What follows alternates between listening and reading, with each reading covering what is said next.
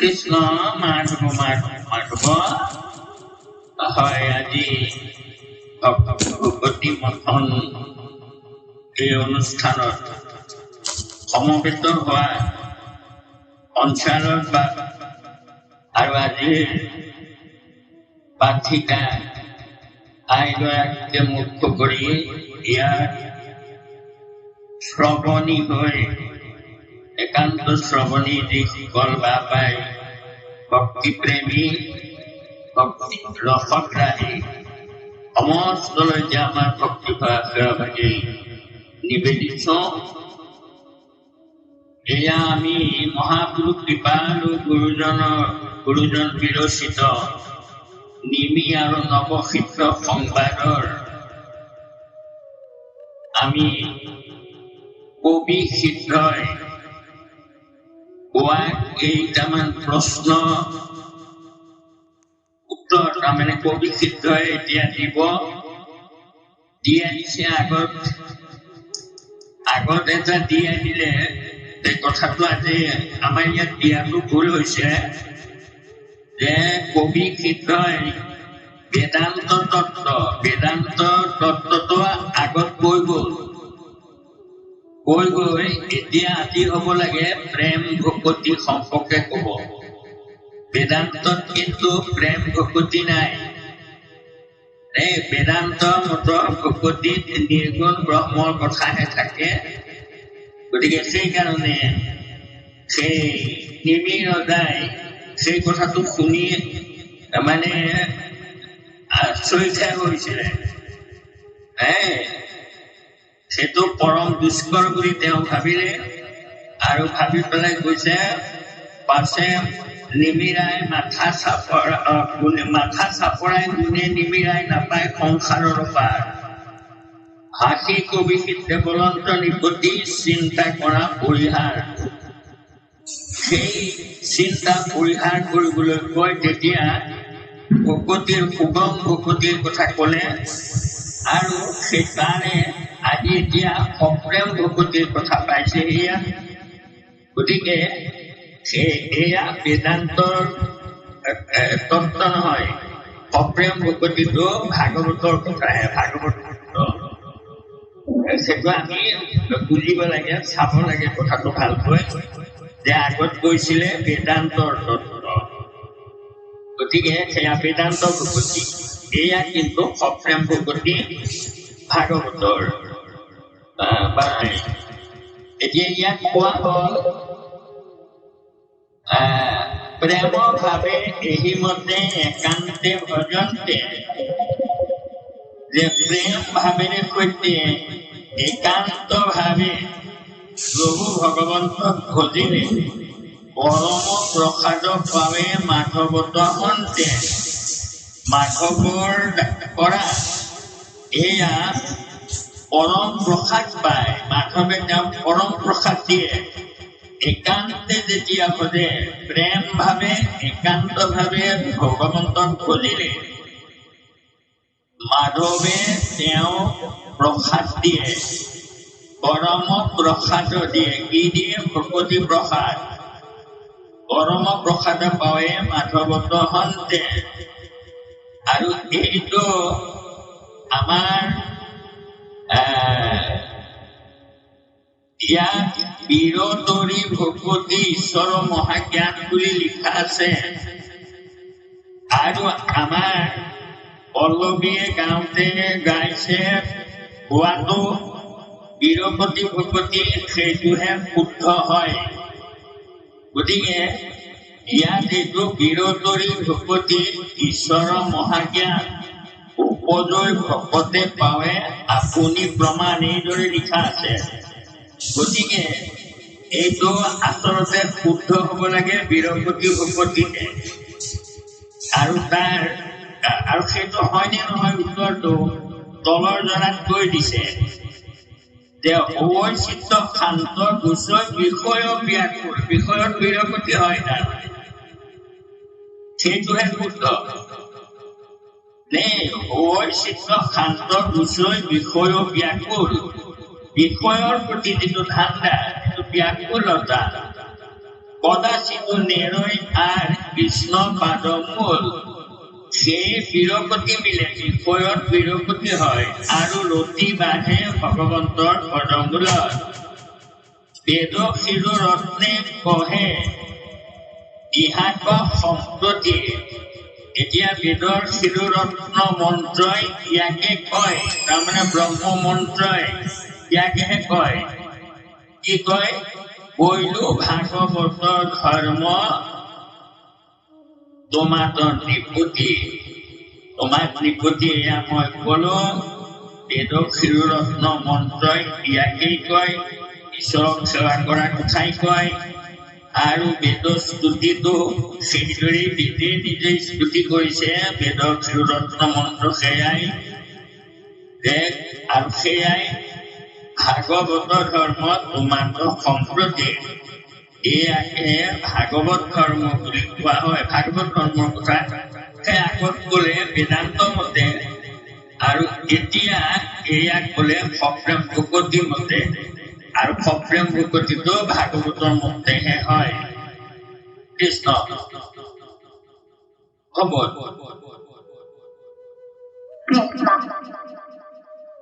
কৃষ্ণ নিমিৰা মহাভকতৰ লক্ষণ সপ্ৰজ্ঞ পত্ন উত্থাপন দেৱকী সবী সিদ্ধ দ্বাৰা উত্তৰ পৰা কৃষ্ণ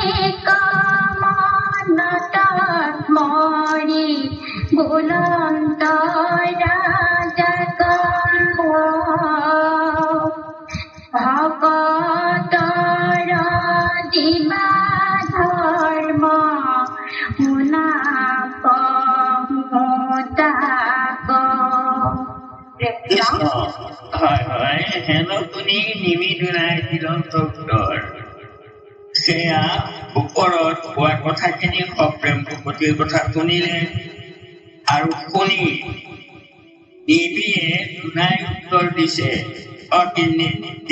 দুনাই সুধিলে নিমিয়ে বহিও লক্ষণ আমি মহাভকতৰ যে মোক এতিয়া মহাভক্ত কাক কয় সেই ভকতৰ লক্ষণ মোক কোৱা কেনেকৈ চিনি পাম ভকতৰ কোন ধৰ্ম কিবা প্ৰৱৰ্তন ভকতে কোন ধৰ্ম আচৰণ কৰে আৰু তেওঁলোকে কেনেকৈ প্ৰৱৰ্তন কৰে কোনোবা স্বভাৱে ভক্তে কি বোলে বচন তেওঁলোকৰ স্বভাৱ কেনেকুৱা হয় তেওঁলোকৰ বচন কেনেকুৱা হয় বাক্য বাক্য মন এইবোৰৰ আচৰণ কেনেকুৱা হয় এয়া প্ৰশ্ন কৰিছে জানিবাক চাওঁ চিহ্ন মহাভকতৰ ভকতসকলৰ চিহ্নটো কেনেকৈ বুজে তেওঁলোকৰ বাক্য বচন আচৰণ এইবোৰতে ফুটি উঠিব লাগিব নিশ্চয় তেওঁ কৈছে আমি কেনেকৈ গম পাম ভকত বুলি জানিবাক চাওঁ চিহ্ন মহাভকতৰ চিহ্ন ক'ত আমি কিহত প্ৰমাণ পাম শুনি কবি সিদ্ধে দিলা তাহাৰ উত্তৰ আৰু কবি সিদ্ধই তাৰ উত্তৰ দিছে কি বুলি হৰিক মনত স্মৰি অনন্ত ৰাজাক এই সিদ্ধৰ চিন্তা চাওক সিদ্ধজনে তাৰমানে নিজে উত্তৰ দিয়াৰ আগত হৰিক স্মৰণ কৰিছে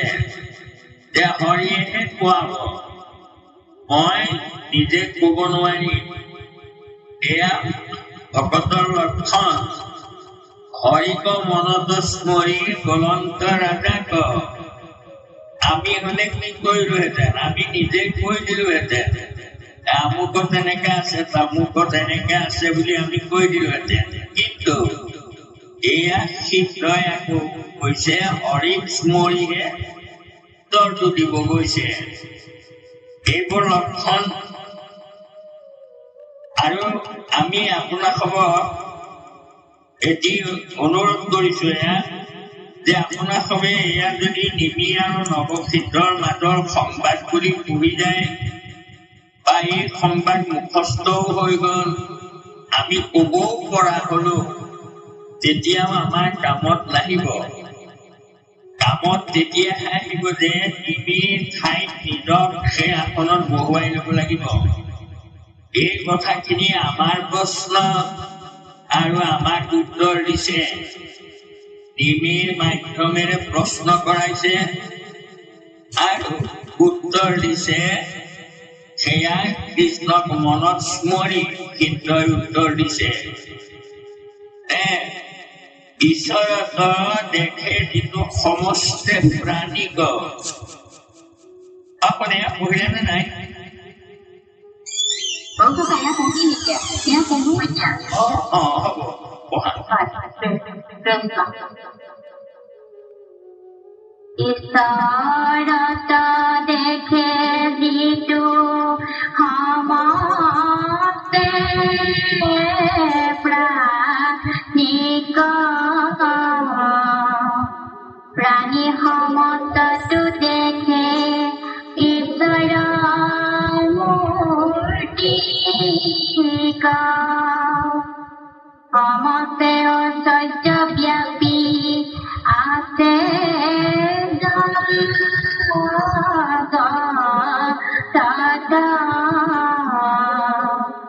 হেন যিটো দেখে সিটো মহাভাগৱত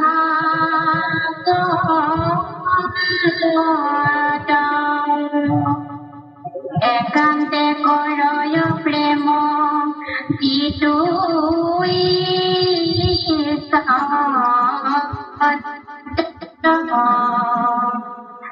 মৈত্ৰদাসৰে হৰি ভকত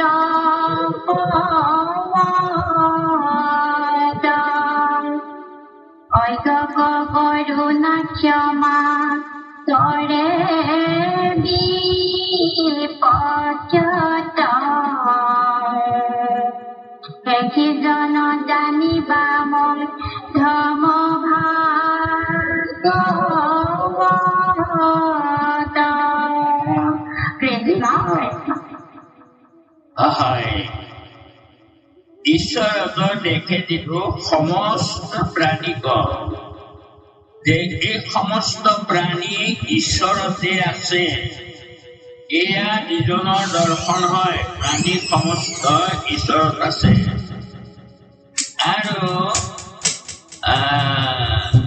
প্ৰাণী সমস্তটো দেখে ঈশ্বৰৰ মূৰ্তিক এই ঈশ্বৰক দেখে যিটো সমস্ত প্ৰাণীত সমস্ত প্ৰাণীত ঈশ্বৰক দেখিব আকৌ প্ৰাণী সমস্তটো দেখে ঈশ্বৰৰ মূৰ্তিক প্ৰাণী সকলতো ঈশ্বৰৰ মূৰ্তিয়ে দেখা পায় হেন যিটো দেখে সিটো মহাভাগৱত এইদৰে দেখা মহাভাগৱত প্ৰেম যিটো ঈশ্বৰত মিত্ৰতা আচৰে হৰি ভকত সবত অজ্ঞক কৰোণা ক্ষমা কৰে বিপক্ষক সেইজন জানিবা মধ্যম ভাগৱত এতিয়া আমাক ক'লে মহাভাগৱত কোন ঈশ্বৰক দেখে যিটো সমস্ত প্ৰাণীক এই প্ৰাণী সমস্তকে যি ঈশ্বৰৰ মূৰ্তি দেখা পায় সকলোতে আৰু প্ৰাণী সমস্তটো দেখে ঈশ্বৰৰ মূৰ্তিক আৰু প্ৰাণী সকলোতো ঈশ্বৰৰ মূৰ্তিটোহে দেখা পায় এই অৰ্থাৎ ব্ৰহ্মময় দেখে সকলোকে আৰু সমস্তে ঐশ্বৰ্য ব্যাপী আছে জগতত এতিয়া এয়া ঐশ্বৰ্য শব্দটোৱে আমাক কেতিয়াবা খেলি মেলিও লগাই দিয়ে আৰু সেই ঐশ্বৰ্য অনিমা লঘিমা প্ৰাপ্তি প্ৰকাণ্য আদি অষ্ট ঐশ্বৰ্যৰ উল্লেখ আছে অৱশ্যে কিন্তু সেয়া ঐশ্বৰ্যৰ ওপৰতো আৰু ডাঙৰ ঐশ্বৰ্য আছে সেয়া ঐশ্বৰ্য ব্ৰহ্ম পৰমাত্মা পৰিয়ালটোৰ ঐশ্বৰ্যৰ নামি অন্ত। এই হেতু দেখে ঈশ্বৰৰ নাম জানা বোলে ভগৱন্ত। ভগৱানে ঐশ্বৰ্য আৰু ব্ৰহ্ম আৰু পৰমাত্মা অৰ্থাৎ জীৱাত্মা পৰমাত্মা এয়া ভগৱন্তৰ ঐশ্বৰ্য। সেই কথাষাৰ কৈছে যে সমস্ত ঐশ্বৰ্য ব্যাপী আছে, তাৰমানে জীৱ আত্মাবোৰত সেয়া জীৱ আত্মা আৰু পৰমাত্মা এই দুয়োৱে সমস্ত জগততে ব্যাপ্তমান হৈ আছে। হেন যিটো দেখে কিন্তু মহাভাগৱত, সেইজন মহাভাগৱত যিজনে দেখে ব্ৰহ্ম পৰমাত্মা। এতিয়া ব্ৰহ্ম মানে কি আকৌ তৎ ব্ৰহ্ম এই বুলি অৰ্জুনে প্ৰশ্ন কৰিছিলে, তাৰ উত্তৰ দিয়া আছিলে যে অক্ষৰ ব্ৰহ্ম পৰম, যাৰ বিনাশ নাই সদায় বৰ্তি থাকে সেয়াই অক্ষৰ। যি অক্ষৰ যাৰ বিনাশ নাই সেয়ে ব্ৰহ্ম। তেতিয়া বিনাশটো কাৰ নাই? যে ব্ৰহ্মৰহে বিনাশ নাই। মায়াৰ দেহবোৰৰ বিনাশ আছে, গতিকে আত্মাৰ বিনাশ নাই। তেতিয়া ব্ৰহ্ম আৰু সেই ব্ৰহ্ম কোনেও বিনাশ কৰিব নোৱাৰে। আৰু সেইটোকেই তাৰমানে ঐশ্বৰ্য বুলি কৈছে। সেই ঐশ্বৰ্য দেখা পাব লাগিব সকলোতে। আৰু সেই জ্ঞানটোকে দিয়া আছিলে পৰীক্ষিতক, যে যিটো ব্ৰহ্ম সেই মই হেন মানা মনে, যিটো মই সেই ব্ৰহ্ম জানা সৰ্বক্ষণে, নেদেখিবা দক্ষকক পাৱত দংশন্তে, এতেকে তোমাক নিস্তাৰিবে ভগৱন্তে। তুমি জগতখনত ঈশ্বৰকে দেখা পাবা, মূৰ্তিবোৰ দেখা নাপাবা। তাৰ ভিতৰতো তুমি তোমাৰ দেহটো নেদেখিবা। মই দেহ নহয়, মই আত্মাহে। মই এই দেহে মোক বন্দী কৰি ৰাখি থৈছে, এই ভাৱ লবা। আৰু ললে তুমি ব্ৰহ্মময় হৈ যাবা। আৰু তুমি দক্ষকো নেদেখিবা, কাৰণ তোমাক দংশন কৰি কোনেও বিষ দিব নোৱাৰে। দেহটোহে বিনাশ কৰিব, দেহহে ভস্ম হব, তোমাক ভস্ম কোনেও কৰিব নোৱাৰে। গতিকে ঈশ্বৰটো দেখে যিটো সমস্ত প্ৰাণী সমস্তটো দেখে ঈশ্বৰৰ মূৰ্তিক। সমস্তে ঐশ্বৰ্য ব্যাপী আছে জগতত। হেন যিটো দেখে কিন্তু মহাভাগৱত, সেইটোৱে দেখাজন মহাভাগৱত। আকৌ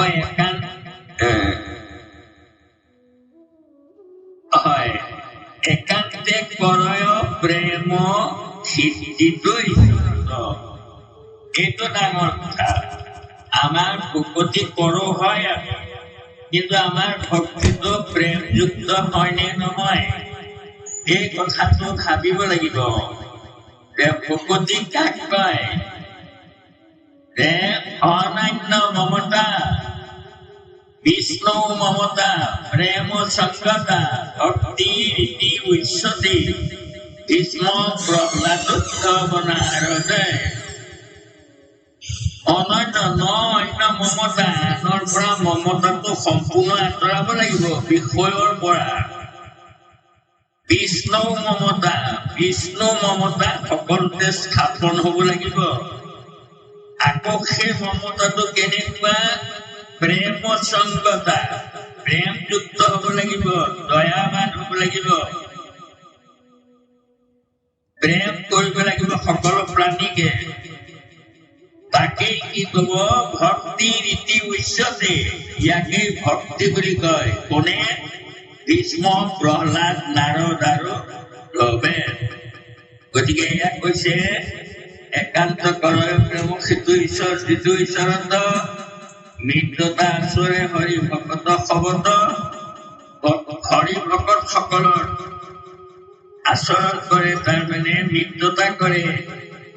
অজ্ঞক কৰোণা ক্ষমা কৰে, বিপক্ষক অজ্ঞসকলক ক্ষমা কৰি দিয়ে আৰু তাক অজ্ঞক কৰোণা কৰে আৰু ক্ষমা কৰে বিপক্ষত।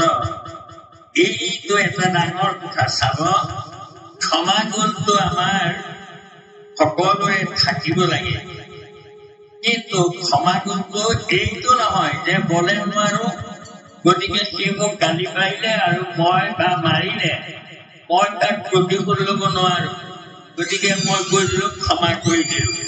সেইটো ক্ষমা নকয়।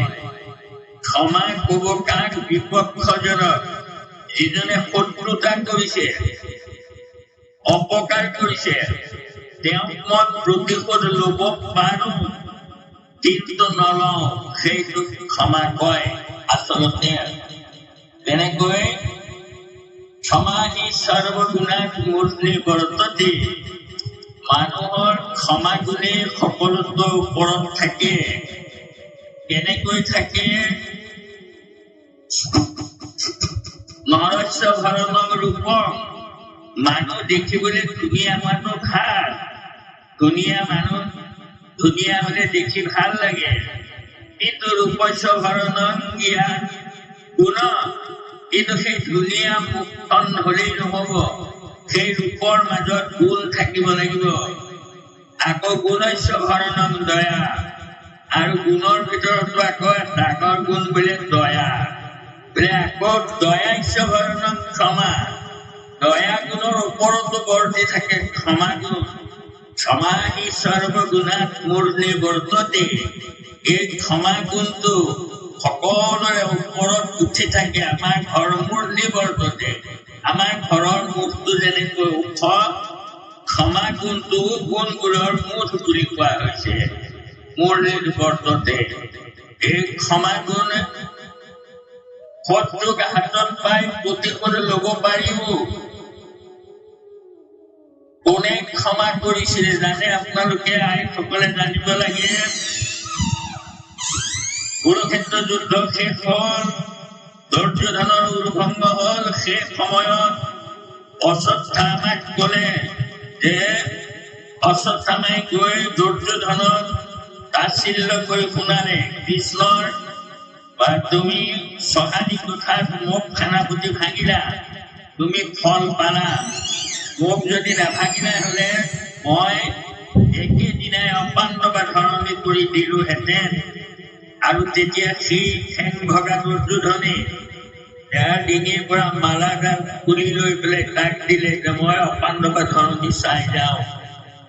আৰু সি গৈ পাখণ্ডই শয়ন কক্ষত দ্ৰৌপদীৰ প্ৰৱেশ কৰি দ্ৰৌপদীৰ লগত 5টা শুই থকা শিশুৰ মূৰকেইটা কাটি দিলে আৰু আনি দিলেহি। আৰু তেতিয়া দেখা পালে দুৰ্যোধনে, যেতিয়াই মূৰটো চুই চাই গম পালে পাখণ্ড তই এয়া কেতিয়াও ভীম অৰ্জুন নকুলৰ মূৰ নহয়, এয়া তই সিহঁতৰ ল'ৰাকেইটাৰ মূৰ কাটি আনি দি চোৰৰ দৰে গৈ, গতিকে ভীমে মোক এতিয়া কদৰ্থি মাৰিব, মই আৰু জীয়াই নাথাকো বুলি শিলত মূৰ আছানি দুৰ্যোধন গুচি গল। দ্ৰৌপদী আইয়ে যেতিয়া লগত শুই থকা ল'ৰাৰ মূৰ নাই, কান্দি কাটি হাই হান।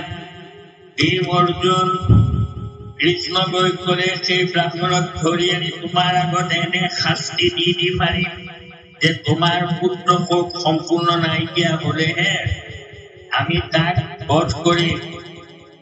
এই বুলি কৈ অশ্বত্থামাক ধৰি আনিলে, হাতে গলে মূৰে একে কৰি দ্ৰৌপদীৰ আগত পেলাই দিলেহি। দ্ৰৌপদীয়ে মৃতক পুত্ৰক কুমৰী কান্দন্তে আচন্দ্ৰ দ্ৰৌপদ জীৱ, গৌতমী পুত্ৰৰ অৱস্থা দেখিয়া অন্তৰিক্ষ হৈলা জীৱ। নিজৰ 5টা সন্তানৰ শোকত কান্দি থকা দ্ৰৌপদীৰ যিহেতু ওলাই যোৱা নাছিলে, কিন্তু গৌতমী পুত্ৰৰ অৱস্থা দেখি, গুৰুপুত্ৰ অশ্বত্থামাৰ অৱস্থা দেখি যিহেতু ওলাই যোৱা যেন লাগিলে, হাহাকাৰ কৰি গুৰুৰ পুত্ৰক পাৱে প্ৰণামিলা চুই হাহাকাৰ কৰি সেৱা কৰিলে। সেৱা কৰাই নহয়, মেলা মেলা বান্ধৰি আনত উঠাইছে, কোনে উঠালে জুই। এওঁ দুখতহে দুগুণ উঠালে, দুই উঠাই গৈছে। গতিকে এওঁক মেলি দিয়া, মই সহিব নোৱাৰো। গতিকে তেওঁ কলে, হাহাকাৰ কৰি সেৱা কৰি কলে, এওঁ দুখত মোৰ দুগুণে দুই উঠাই গল। মেলা কেনেকৈ কিয় উঠালে? মই যেন মৰো, পুত্ৰ সুখে পৰি অগণি ৰহিলে হিয়া নহয়। অৱস্থা শুনি সেইমতে গৌতমী তেজিব দিব। মই কেনে দুখ কৰিছো যে গৌতমী নাই স্বামী তেওঁ লৰা কেইটো মাত্ৰ এটা লৰা তাকে বুকত বান্ধি আছে। তেওঁ স্বামী হাৰা হৈ আছে, পুত্ৰ হাৰা হোৱা নাই। মোৰ স্বামী পাঁচজন জীয়াই আছে, মোৰ লৰাকেইটাৰ মৃত্যু হৈছে। গতিকে আমাৰ সমান আঘাত, মোৰ স্বামী জীয়াই আছে। গতিকে গৌতমী নাই দুটা ফুট নিদিও, দিব নালাগে। কাৰণ স্বামী হাৰা হৈছে, পুত্ৰ হাৰা কৰিব নালাগে। এই বুলি তেওঁ যেতিয়া প্ৰাৰ্থনা কৰিলে, দ্ৰৌপদীৰ হেন পদয় হৃদয় দেখিয়া যত মহন্ত, ধন্য ধন্য পতি সাধু সাধু মতি বুলি সবে প্ৰশংসন্ত। কিয়?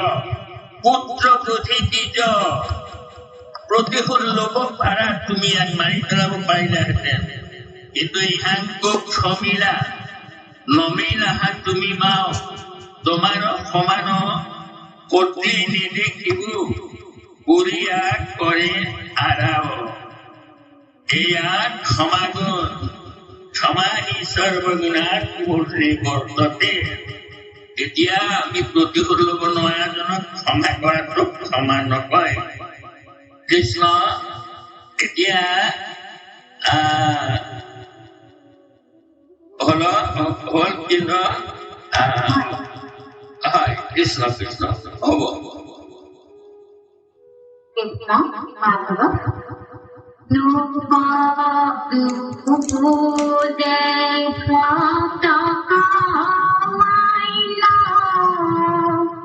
নকৰে প্ৰাণিকা একে পতি মাতা মাত্ৰ আৰাধে হৰিক এৰা জানিবা প্ৰকৃত ভগত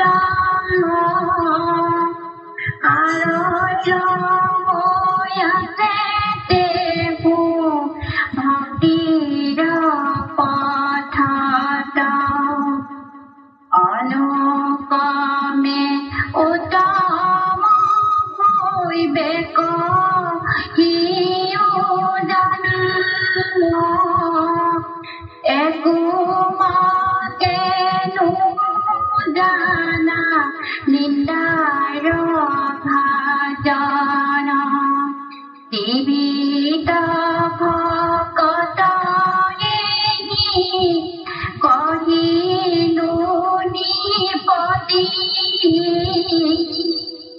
সাখম্বাৰ চিন্তাৰ মুনিও সম্প্ৰতি। কৃষ্ণ মাধৱ মাধৱ মাধৱ হয়। এয়া কৈছে আকৌ নুপুজে ভক্তক মান্য নকৰে প্ৰাণীক। কিছু ভকতে প্ৰাণীক মান্য নকৰে, ভক্তকো মান্য নকৰে, প্ৰাণীকো নুপুজে। একমাত্ৰ প্ৰতিমাতে বিশ্বাস কৰি প্ৰতিমাতে ঈশ্বৰক আৰাধনা কৰে। সেই সকলো আচলতে তেওঁলোক আৰুঢ় হৈ আছে, অৰ্থাৎ ভকতিলৈ আগবাঢ়িছে। তেওঁলোকে খোজ দিছে আৰু আগবাঢ়ি যাব। যেতিয়া আৰুঢ় হৈ আছে তেওঁ ভক্তিৰ পথত, এতিয়া অনুক্ৰমে উত্তম হৈ বেক শিশুজন যে তেওঁলোকো উত্তম হব এদিন। একো মতে নহয় জানা নিন্দাৰ ভাজন, তেওঁলোকক নিন্দা কৰিব নাপায়। ত্ৰিবিধ ভকত তই এহি বহিল নিপতি বাসম্বাৰ চিহ্ন আৰু শুনিও সম্প্ৰতি। এতিয়া ইয়াত এটা ডাঙৰ কথা সোমাই আছে, চাব যে সমস্ত প্ৰাণীকে সেৱা কৰিব কৈছে, আৰু এতিয়া আকৌ যিজনে ঈশ্বৰকে ভজে কিন্তু তেওঁ যেনিবা ঈশ্বৰৰ প্ৰতিমাটোত ভজে, সেই বুলিয়ে আমাৰ বহুতে আপোনাৰ নিন্দা কৰে। আনকি ঈশ্বৰৰ মূৰ্তি পূজা কোৱা নাই, নকৰিবা সেৱা সখী আন দেৱতাক মূৰ্তিকো নাচাইবা, অন্য দেৱতাৰ মূৰ্তি নাচাইবা। দেই কৃষ্ণৰ মূৰ্তি কোনোবাই পূজা কৰিছে, সেইটো দেখিলে শৰণ নষ্ট হোৱা ভকত আজিকালি বহুত ওলাইছে। গতিকে সেইবোৰ আচলতে হব নালাগে। প্ৰতিমাক তেওঁলোকে পূজা কৰিছে, কোনোবাই তেনেকে কৃষ্ণৰ মূৰ্তিটোক সেৱা কৰিছে, নমস্কাৰ কৰিছে, তাত আমি তাৰমানে আপত্তি কৰিব নালাগে। এয়া ঈশ্বৰৰ মূৰ্তিটো কোনোবাই পূজা কৰি আছে, কৰক। তেওঁ তাৰমানে ঈশ্বৰক য'তে ত'তে দেখিব পৰা নাই, নথকা কাৰণে তেওঁ তাতেইতো বিচাৰিছে, প্ৰতিমাটোতে বিচাৰিছে। গতিকে সেইকাৰণে তেওঁ যে অন্য হাতেদি আকৌ তেওঁ আৰু হৈ আছে বুলি কিয় কৈছে, যে সেই শিলৰ বা দাৰুৰ মূৰ্তিটোতে তেওঁ আছে বুলিতো ভাবিছে। যেতিয়া ভাবিছে তেওঁ তাৰমানে অন্তত ঈশ্বৰলৈ বিশ্বাস এটা আহিছে, সেইকাৰণে কৈছে আৰু হৈ আছে তেওঁ ভক্তিৰ পন্থত। গতিকে এতিয়া আমাৰ এই পূজাত অলপ আমাৰ ভকতৰ মাজত গণ্ডগোল হয়। আন দেৱী দেউ নকৰিবা তেওঁ মূৰ্তিকো নচাইবা তাৰ, আন দেৱতাৰ মূৰ্তিকে চাব হাক দিছে। সেইটোত গৈ পেলাই আমি এতিয়া ঈশ্বৰৰ মূৰ্তি কোনোবাই পূজা কৰিছে, সেইজনকো আমি নিন্দা কৰা যুক্তিসংগত নহয়। গতিকে আমাৰ সত্ৰবিলাকতো এতিয়া ধৰক মূৰ্তি আছে, হয় মূৰ্তি পূজা কৰিছে, ঈশ্বৰৰ মূৰ্তিকে পূজা কৰিছে তেওঁলোকে, কিন্তু কথা কলি যুগত পূজা কৰিব পৰা আচলতে ক্ষমতা নাই, কাৰণ মন্ত্ৰ দ্বাৰা পূজা কৰা হয় আৰু সেই মন্ত্ৰ ছিদ্ৰ হয়, পূজাত ছিদ্ৰ আছে। গতিকে দ্বাপৰ যুগত আছিলে পূজা, কলি যুগত নাই। তথাপিতো তাৰমানে কৰে সেইসকলে, কিন্তু নিশ্চিত ৰূপে কোনেও কৰিব নোৱাৰে, এইটো খাটা। কিন্তু হলেও তথাপিতো আমি সেইসকলক নিন্দা কৰিব নালাগে, সেইকাৰণে যে তেওঁলোকক আৰু ভকত, তেওঁলোকে এদিন অনুক্ৰমে গৈ গৈ তেওঁলোকক ভকত হবগৈ। গতিকে সমস্ত ভূতকে যেতিয়া আমি মৰম কৰিব পাৰো, দয়া কৰিব পাৰো, এই ঈশ্বৰৰ পূজা কৰা জনকটো কিয় নিন্দা কৰিব লাগে? কৃষ্ণ কৃষ্ণ হব কৃষ্ণ সাৱধানে আৱে শিখা কুমুদন্দন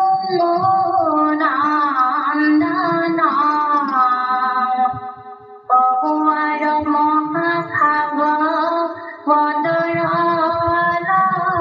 লক্ষণ কৃষ্ণকেহে চিন্তে যিটো নবান্তে বিষয় দেখন্ত বিষ্ণুৰ মায়ান জগত নিশ্চয় নকৰে পুত্ৰ দেশ নাহিকে মনত সেহি জন জানি পাও তম ভাগৱতে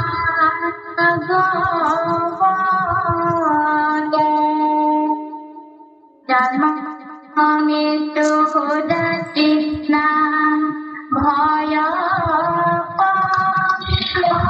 পৰিত্ৰাণ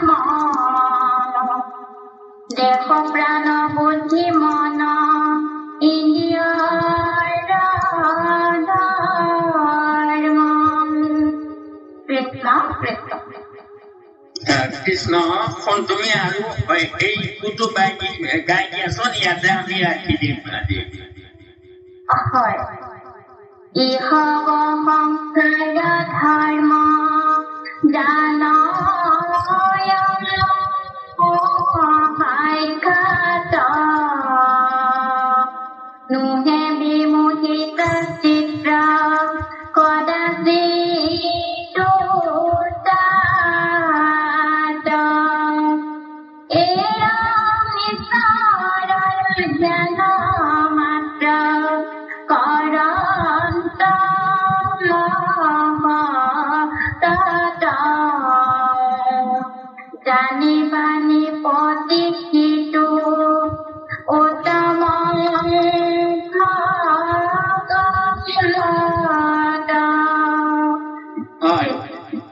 কৃষ্ণ মাধৱ এয়া কৈছে শুনা সাৱধানে আবে ইচ্ছাকুৰ নন্দন, এই ইচ্ছাকুৰ পুত্ৰ নিমি তেওঁ কৈছে কহো আৰু মহাভাগৱতৰ লক্ষণ। এতিয়া মহাভাগৱত কাক কয় সেয়া ভকতৰ লক্ষণ কওঁ। কৃষ্ণ কেশে চিন্তে যিটো নভাজে নবাঞ্চে বিষয়, যিজনে কৃষ্ণক ভজে বিষয় বাঞ্ছা নকৰে, দেখন্ত বিষ্ণুৰ মায়া জগত নিশ্চয়। এই জগতখন বিষ্ণুৰ মায়া বুলি ধৰি লয়। কিয় ধৰি লয় জানেনে? মায়া কাক কয় বাৰু? মায়া কি বস্তু ভাগৱতৰ ২ নম্বৰ শ্লোকত কৈ দিলে। আমাৰ ভগৱন্ত কৃষ্ণই কলে দৈবী শ্ৰী গুণা মায়া মম মায়া দুৰত্যয়া মামেব যে প্ৰপদ্যন্তে মায়ামে তন্তৰন্তি তে। মোৰ এই মধুমতী মায়াটোক কিয় সৃষ্টি কৰিছিলে? মায়াৰ হাতত কৰাও জগত প্ৰকাশ, বড়োৱে সৃষ্টি লীলা বিনোদ বিৰাট। মায়া নহলে জগতখন প্ৰকাশিত জগতখন নহয়। সেইকাৰণে কাৰণ প্ৰকাশ কৰিবলৈ হলে দেহ থাকিব লাগিব, দেহবোৰহে দেখিব। গতিকে দেহ তৈয়াৰ কৰিবৰ কাৰণেই প্ৰথম মায়াক বাজ কৰি ললে। শৰীৰৰ পৰা মহামায়াক কৰিলে বাজ, আকৌ কি কৰিলে? মায়াৰ হাতত কৰাও জগত প্ৰকাশ। এই জগতখন প্ৰকাশিত হব, মায়া দেহবোৰ দেখি থাকিব চবে, ভিতৰলৈ সোমাব নোৱাৰিব। গতিকে সেইকাৰণে পঞ্চভূতে জীৱৰ বিষয় ভোগ নিমিত্ত ঈশ্বৰ, পঞ্চভূতে সৃজিলে বিবিধ কলেবৰ, এইটোৱেই মহামায়া। কলেবৰবোৰ বিবিধ কৰি দিলে। কেলৈ দিলে? যে আমি সেই নিৰ্দিষ্ট চেহেৰাটোহে মোৰ আপোন বুলি ভাবো, সকলোকে আপোন বুলি ভাবিব নোৱাৰো, সেইটোকে কয় মায়া। মোৰ ল'ৰা, মোৰ ছোৱালী, মোৰ স্বামী, মোৰ ভাৰ্যা, এই মোৰ মোৰ মোৰ। ১ নম্বৰ মায়া হল দেহে আমি নিজা ভাব। এই দেহটো মই বুলি ভবাটো প্ৰথম অজ্ঞানতা। আৰু দ্বিতীয় অজ্ঞানতাটো হল দেহবোৰকে মোৰ আপোন বুলি পৰিচয় দিয়া। আচলতে সমস্তৰে আত্মাত সেই একেজন ঈশ্বৰেই আছে, কিন্তু আমাৰ বিভিন্নতা আনি দিছে এইকেইটা মোৰ কিহত চিনি পালো? সিহঁতৰ দেহবোৰত। গতিকে আৰু মায়া সেইটোকেই কয়, ও বস্তুক দেখাও এই বস্তুক আৱৰি, এনিকে মোহৰ মায়া জানা নিষ্ঠ কৰি। মোৰ মায়াটো কি? ও বস্তুটো দেখুৱাই থওঁ তোমালোকক, আৰু তোমালোক তাতে মগ্ন হৈ যোৱা। এই দেখি থকা দেহটোকে মই বুলি ভাবা, আৰু দেখি থকা দেহবোৰকহে মোৰ আপোন বুলি ভাবা। মায়া চুৰি ভগতি কৰো জানা, সেই মায়াটো ভাঙি দিয়া। লিংগ দেহ ভাঙি হোৱা হৰিধৰ পথ, সকলোতে একে ঈশ্বৰেই দেখিবা। গতিকে তোমাৰ মোৰ বুলিবলৈ নাই, সকলোৱেই তোমাৰ, আৰু তুমিও সকলোৱে। কাৰণ তুমি ব্ৰহ্ম, তুমি জীৱ, তোমাৰ আৰু তেওঁৰ মাজত কোনো পাৰ্থক্য নাই। এই নকৰে আক্ৰোশ দেশৰ কিঞ্চিত মত নকৰে আক্ৰোশ দেশত কিঞ্চিত মনত আক্ৰোশ নাথাকে আনত দেশ নকৰে সেইজনৰ জানিবা উত্তম ভাগৱত সেইজন উত্তম ভাগৱত বুলি কব তেওঁ জনম মৰণত তৃষ্ণা সুধা তৃষ্ণা ভয় এইবোৰ আমাৰ উৰ্মি কয় ছয় উৰ্মি এইবোৰ দেহ প্ৰাণ বুদ্ধি মন ইন্দ্ৰিয়ৰ ধৰ্ম এইবোৰ কোনবোৰ আমাৰ ইন্দ্ৰিয়ৰহে আত্মা নাই আত্মাৰ জন্মও নাই আত্মাৰ মৃত্যুও নাই নৈনং চিত্ৰতি স্থানি নৈনং ৰহতি পাৱকঃ নচৈন প্ৰেৰত্যাপন সুতৰতি মাৰুত ইয়াক অস্ত্ৰই কাটিব নোৱাৰে শস্ত্ৰই কাটিব নোৱাৰে জুয়ে পুৰিব নোৱাৰে অগ্নিয়ে ৰ'দে তাপ দিব নোৱাৰে বতাহে পুৰিব নোৱাৰে অচৈত্যয়ং ই অচৈত্য অদাহ্যয়ং ই অদাহ্য তাৰমানে নপৰে অদাহ্যয়ং অচৈত্য ইয়াক একোৱে কাটিব নোৱাৰে অয়মেৱস্য এই আত্মা তেনেকুৱাই নিত্য সৰ্বগত স্থান অচলো সদায় তাৰমানে একে থাকে ক্ষয় ক্ষতি নাই আত্মাৰ এতিয়া ইন্দ্ৰিয়ৰ ধৰ্ম এইবোৰ ইন্দ্ৰিয়ৰ ধৰ্ম বুলি তাৰমানে তাত মন্ত্ৰ নলগায় আৰু আত্মাক মন্ত্ৰ লগাই দিয়ে এই যে দুখ পোৱা হেৰি কৰা এইবোৰ ইন্দ্ৰিয়ৰ ধৰ্ম সেইকাৰণে ভীষ্মদেৱে সৰসজাত কৰি থাকোতেও সেই ইন্দ্ৰিয়ৰ দুখ পাইছে কিন্তু তেওঁ আত্মাই দুখ পোৱা নাই সেইকাৰণে দুখ কৰা নাই হাঁহি হাঁহি উত্তৰ দি আছে ইসব সংসাৰৰ ধৰ্ম জানয় সতত এইবোৰ সংসাৰৰ ধৰ্ম বুলি যিসকলে জানে আমিতো নাজানো কিন্তু জানিবলৈ চেষ্টা কৰো কেলে এয়া গুৰুৱে আমাক কৈ আছে এয়া গুৰুবাণী গতিকে আমি নিজে বুজি নাপাওঁ কিন্তু গুৰুজনেতো আমাক বুজিবলৈ কৈ আছে এনেকৈ বুজা তেনেকৈ বুজা আমাৰ গুৰু সেৱা তেতিয়াহে হব যেতিয়া গুৰুজনে কোৱা কথাবোৰ আমি মানি লম আৰু সেয়ে আমাৰ গুৰু সেৱা হব